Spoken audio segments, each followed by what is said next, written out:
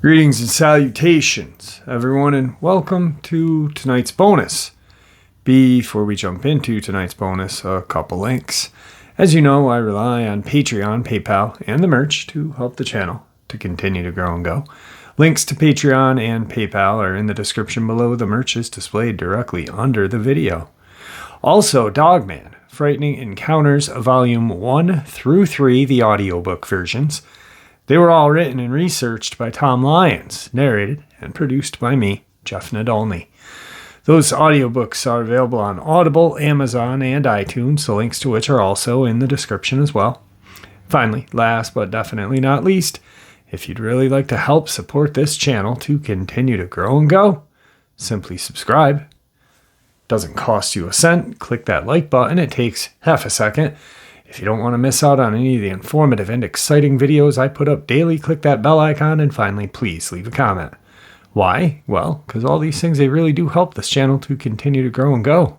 And folks, they definitely matter. Now, everyone, I have taken far too much of your time. Let's get on with tonight's informative bonus upload. Shall we? Remember, guys, anything that I share, except for any research that I do into the strange attacks, because I do really dig deep and verify and validate the things that I share when it comes to those attacks. Anything that has anything to do with my own encounter and anything having to do with anything that I've seen up in where Tom Mezek disappeared. Those three things, I can absolutely say without a shadow of a doubt, are 100% real, not theory. Tonight's bonus is just theory that I want to share with you. If your theory or your opinions differ, then that's awesome, because that's what makes cryptozoology and the world great, is that people have different opinions. Otherwise, the world would be completely boring, wouldn't it? Let's get into it.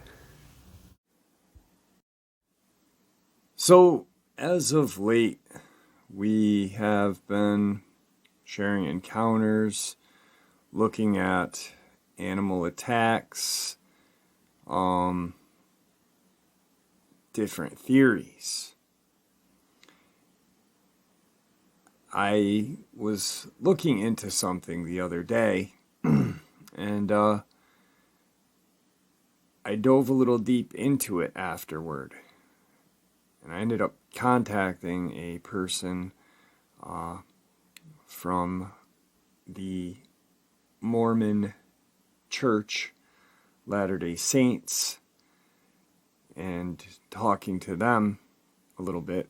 They knock at our house every once in a while, and I entertained one just to I was bored and wanted to shoot the shit with somebody one day, and well, I just ended up talking to this person for a while. So I read this article, and then I contacted them and had an odd conversation about this. It turns out that the LDS, or Latter-day Saints, the Mormons, believe that Cain, the son of Adam and Eve, the brother of Abel, the father of Enoch, was a Nephilim, or a Sasquatch. It's really interesting. Christian exegesis of the evil one in 1 John 3:10 through 12 have also led some commentators like Tertullian to agree that Cain was the son of the devil or fallen angel. Thus, according to some interpreters, Cain was half human and half angelic, one of the Nephilim. Then he had his son.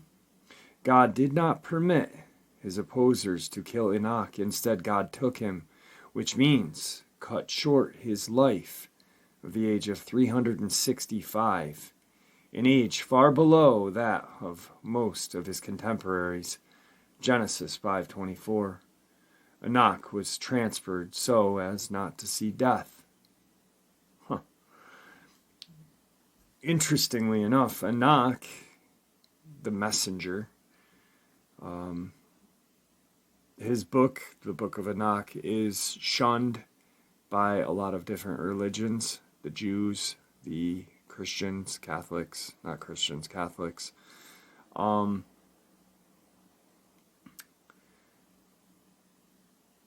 Is filled with very interesting information. The Watchers, a lot of very stories of the Nephilim.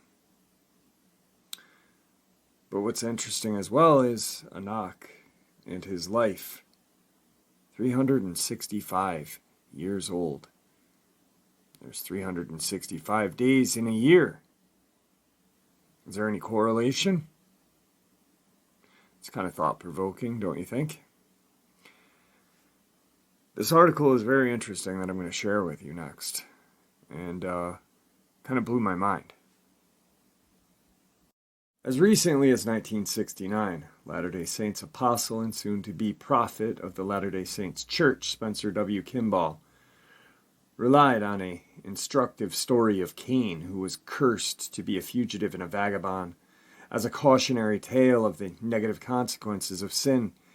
Kimball expanded the traditional biblical narrative in his orthodox work, Miracle of Forgiveness, by relying on the experience of David W. Patton, the original member of the restored quorum of the 12 apostles, ordained to be that position by the 3 witnesses to the Book of Mormon, who claimed to have met Cain before Patton's death as a martyr at the Battle of Crooked Creek in 1838. He relayed as follows, which excerpt was quoted in full by Kimball. As I was riding along the road on my mule, I suddenly noticed a very strange personage walking beside me. His head was about even with my shoulders as I sat in my saddle. He wore no clothing, but was covered with hair. His skin was very dark. I asked him where he dwelt, and he replied that he had no home, that he was a wanderer in the earth and traveled to and fro. He said that he was a very miserable creature, that he had earnestly sought death during his sojourn upon the earth, but that he could not die, and his mission was to destroy the souls of men. I rebuked him in the name of the Lord Jesus Christ, and by virtue of the holy priesthood, and commanded him to go hence, and he immediately departed out of my sight. The reoccurring myth of the wandering Cain also was accepted by Eliza R. Snow, a Relief Society president, and wife of Prophet Joseph Smith and Brigham Young, who relayed Patton's story in verse. Additionally, Prophet Joseph Fielding Smith identified a menacing creature that attacked his brother, E. Wesley Smith, as Cain. Wesley Smith's alleged encounter with Cain occurred the evening before the Lei Hawaii Temple was dedicated in 1921, while Smith was serving as the president of the Hawaii Mission. The repeated encounters by the Latter-day Saint leadership with the wandering Cain included a modern retelling of Patton's story by Kimball, has spurred the common belief in the LDS folklore that Cain is, in fact, a crypto creature known as Bigfoot. Despite a heated debate as the orthodoxy of Cain as Bigfoot mythology, there continue to be many reported Bigfoot sightings in Utah every year, and the Latter-day Saint folklore persists. So now I continue to research and read more articles regarding the concept that the Latter-day Saints or Mormons believe that Cain is a Sasquatch. There's just a lot of very strange things that kind of point to some truth to me. I mean, I don't know. Let me just keep sharing with you what I've read, and you guys can decide on your own. There are, however, accounts of Cain appearing to apostles, missionaries, bishops, and even the brother of President Joseph Fielding Smith. Perhaps the most well-known story is of the apostle David W. Patton's alleged encounter with Cain in 1835, according to the account found in the life of David W. Patton, the first apostolic martyr. Patton was on his way to Abraham O. Smoot's house when he encountered a very unusual individual. I suddenly noticed a very strange personage walking beside me for about 2 miles. His head was about even with my shoulders as I sat in my saddle. He wore no clothing, but was covered in hair. His skin was dark. He said that he had no home, that he was a wanderer of the earth. He said that he was a very miserable creature, and that he earnestly sought death, but that he could not die, and his mission was to destroy the souls of men. In the account, Patton says the stranger introduced himself as Cain, who murdered Abel. In order to get him to leave, Patton says he rebuked him in the name of the Lord, Jesus Christ, and by virtue of the holy priesthood, and commanded him to go hence, and he immediately departed out of my sight. While this story has definitely made its rounds among the Mormons, there is another story that may not be as well known. E. Wesley Smith, the son of Prophet Joseph F. Smith, was serving as a mission president in Hawaii when he had his own encounter. The night before the Lei Hawaii Temple was dedicated in 1921, E. Wesley experienced the following events. A man came through the door. He was tall enough to have to stoop to enter. His eyes were very protruding and rather wild-looking. His fingernails were thick and long. He presented a rather unkempt appearance and wore no clothing at all. There suddenly appeared in Smith's right hand a light, which had the size and appearance of a dagger. A voice said, "This is your priesthood." He commanded the person in the name of the Lord Jesus Christ to depart. Immediately when the light appeared, the person stopped, and on being commanded to leave, he backed out of the door. Thoroughly disturbed by the encounter, E. Wesley wrote to his brother, the then apostle Joseph Fielding Smith, about his experience.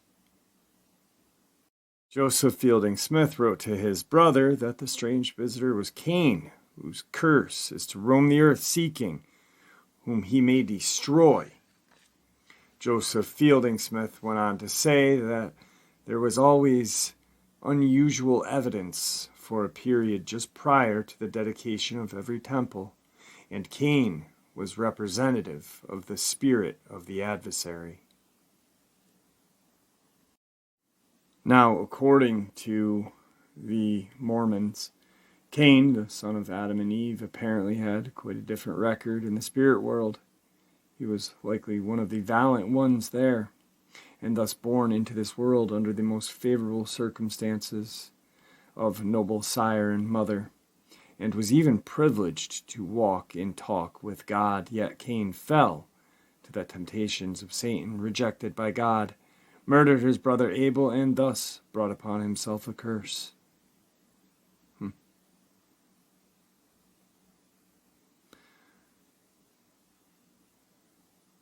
I'm not really sure if I agree with that piece. I'm almost wondering, and this is just a thought, I'm no religious scholar. I was brought up Roman Catholic, but believed in my Native American spiritual side as well, actually more so. In the Native religion, more than Roman Catholic, but going to church school and being confirmed and yada yada, I've learned a little bit. But I'm almost wondering if the story that we know is wrong. So I'm wondering possibly if Abel was Adam's child. Quite possibly there was temptation or trickery by Satan. And maybe there was a false Adam, which actually could have been the devil or Satan. And then came Cain.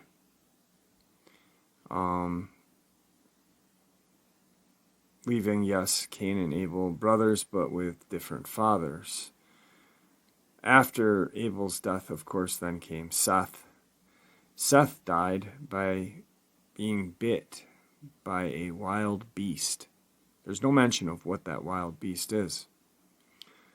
Could it have been Dogman? Could it have been Sasquatch? Could it have been his brother Cain?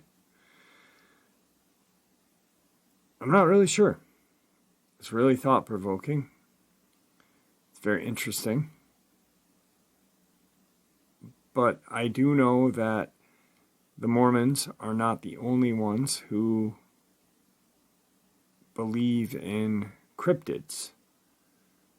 The Jehovah's Witnesses actually have in their main church, or whatever you want to call it, I don't know what they're called in other religions, but there is a door, a huge wooden door with a dogman, or if you want to call it a werewolf, whatever, dogman, I call them, is on this huge wooden door. So I've talked to a few people about the Jehovah's Witness cult, I guess. And yeah, they believe in something like that, some sort of dogman creation. That's why they have it on their door. So I think that, and I'm not trying to offend anyone, excuse me, if you are a Jehovah's Witness or if you are a Mormon or what, I'm almost wondering if these organizations are a product of something other than God. And therefore they know about these Nephilim creatures, the Raphalim, which is the children of the Nephilim, which would be Sasquatch. I do know that because the Nephilim are the children of the fallen angels with the woman of earth. Then, of course, the Nephilim had children themselves, which became the Raphalim. I've talked to a few different people that have different names for them, but that is the name that I've always heard used.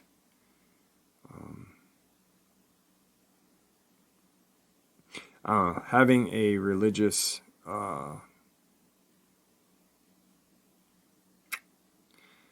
a religious view towards cryptids kind of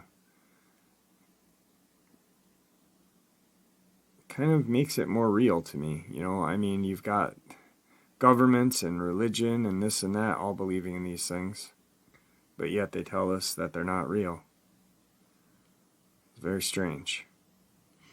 All right, I'm about done here. Still burning up. Have not felt good for the last 3 days. My head is pounding, and I apologize for a short upload, but I just wanted to share with you a little bit of this interesting information I kicked across. Actually, my good friend Lon from Phantoms and Monsters had a post on his Phantom and Monsters page in regards to this, and that's what kind of got me thinking about checking it out. And that's when I found some of these articles after reading what was in his blog post. And Lon's a hell of a great guy. I've had him on the show. Very intelligent. I'm a member of one of his his cryptid research team. But yeah, it just kind of makes it a little more real when religion and government believe in these things but don't want to admit it. All right, guys, like I said, just theory, just opinion. I'm not trying to upset anybody. If anyone disagrees with what I say, that's awesome, because that's how we learn. That's how we really grow. Different opinions. I read a comment once, and the person said, "Don't block me because I don't think this video clip is real." And my response was, how long have you been with my channel? And did you bother to listen to what I said? Because I clearly stay in every video clip. Guys, this is your decision. This is your opinion. The only time I've blocked people are when they're like really rude and disgusting towards other subscribers, or, you know, verbally attack women. Other than that, that's how we grow. Opinions, theories, by looking at each other's opinions and theories. So anyway, guys, with that, I'd like to thank you all for tuning in and spending some time with me. Really does mean the world to me. Thank you for all your prayers. Give an update on everything tomorrow. But beside that, please stay safe, happy, healthy, and ever vigilant. Please keep an eye on your pets, your children, your loved ones. Why? Because these creatures are real, and they are keeping an eye on our pets, children, and loved ones while we are in the woods camping, hiking, fishing, enjoying the summer. God bless.